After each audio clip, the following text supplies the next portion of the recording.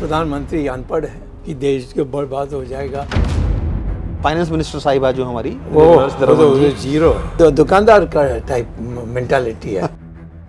मोदी साहब की या उनकी जो फॉरेन मतलब इकोनॉमिक पॉलिसीज हैं, हाँ, आप सर किस तरह देख रहे हैं उनको? क्या वो लोक लुभावन लगती हैं आपको या कैपिटलिस्ट लगती हैं, कैपिटलिज्म की ओर लगती हैं? किस तरह लगती हैं सर आज की स्थिति नहीं, का वो लेकर? तो बाबू के गुलाम हैं और उनको कुछ पता नहीं है। किसके गुलाम है सर?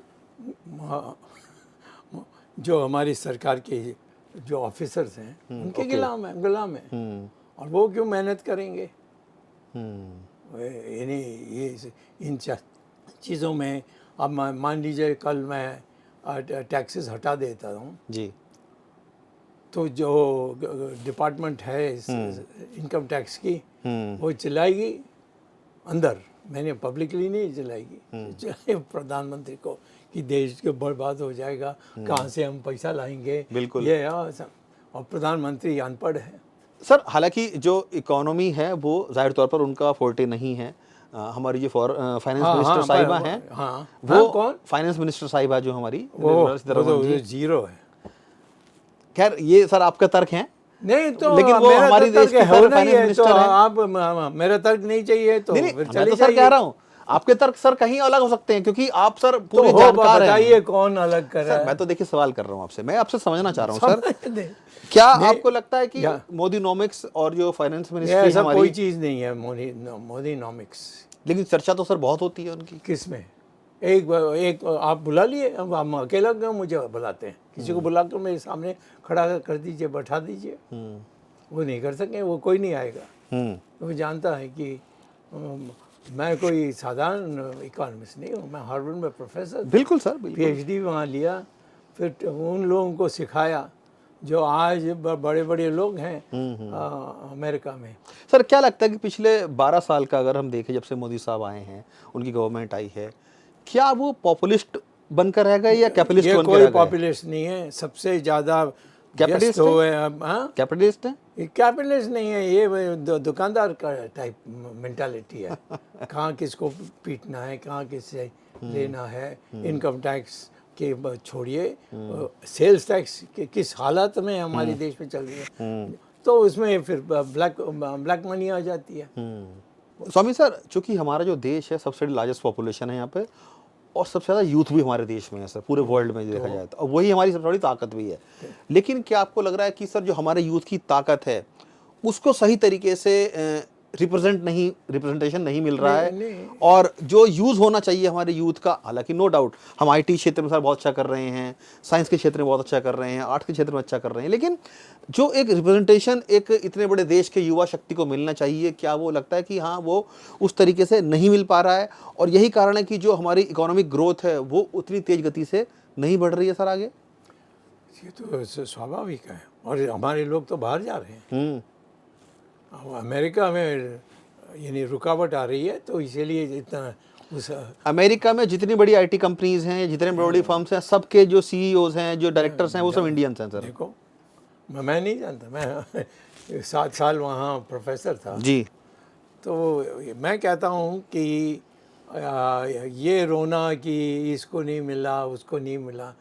सर जो हम बात कर रहे थे कि इतनी बड़ी लार्जेस्ट पॉपुलेशन है, जो ग्रोथ सेक्टर है सर हमारा मैन्युफैक्चरिंग सेक्टर है, उसको शायद वो ग्रोथ इंजन नहीं मिल पा रहा है अभी भी।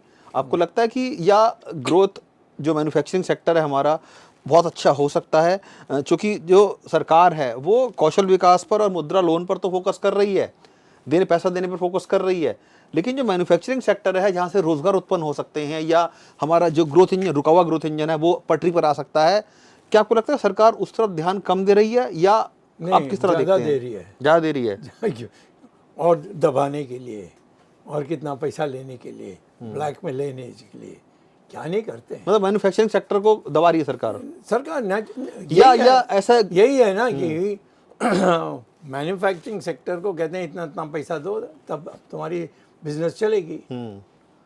उनको कहना चाहिए कि हम आपकी 5 साल के लिए आपको सेल्स टैक्स नहीं होगा, ये कह सकते हैं। क्यों नहीं कहते? क्योंकि मैं कहता हूँ कि वो कहोगे तो सेल्स टैक्स में ही आपको पैसा मिलेगा, क्योंकि विकास बढ़ेगी और लोग फिर अपने दिल से देंगे पैसा। लेकिन सर अगर सेल टैक्स बढ़ेगा तो जाहिर तौर पर कंपनियां उसका बोझ तो आम जनता पे ही डालेंगी ना सर। नहीं, मैं कहता हूँ, देखिए, एक तो है पब्लिक को कितने परसेंटेज देनी होगी, और मैं कहता हूँ कि जो आज देते हैं 35%, 40%, उसके जगह में 5% रखिए, जो जनता से ले सकते हैं वो। हाँ, देंगे वो। कंपनी है जो ले सकती हैं। मैं कह रहा हूँ कंपनी से या कंपनी के लोगों से कोई मैं जाकर कोई खरीदूंगा तो मेरे भी दुकान में टैक्स लगती है, तो वो 5% दोगे तो इतने लोग जाकर खरीदेंगे कि ग्रोथ रेट उसमें बढ़ेगा। मतलब जब टैक्सेस उनके ऊपर कम पड़ेंगे तो जनता अपना जो है इन्वेस्ट ज्यादा करेगी। पैसा करेगी, यस। क्योंकि अभी क्या है, डरती है कि भाई डरते हैं हमें टैक्स देना पड़ रहा है इतना। हाँ, नहीं, इनकम टैक्स है, फिर उसके ऊपर जीएसटी है, हाँ, फिर उसके ऊपर ये सब बहुत तरह के टैक्सेस पड़ जाते हैं। जेटली का वो चल गए, वो चले गए, अब सब बुरा नहीं कहना चाहिए। सबसे घटिया इकोनॉमिस्ट तो जो जेटली थे, और मेरे सामने तो उसको शर्मिंदा होते थे, क्योंकि वो मुझे जब स्टूडेंट थे तो मेरा लेक्चर कराते थे दिल्ली यूनिवर्सिटी डीयू में। तो मैं मजाक करता था, कौन सी पार्टी तुमने, हमारी पार्टी, मैं भी पार्टी में था, बट पार्टी में मैं मोदी का सुनूंगा नहीं, वो एक बात थी। फिर हम लोग पैसा कैसे कलेक्ट करेंगे, ये करने नहीं देगा, उसमें मुझे बाहर रख दिया। ठीक है,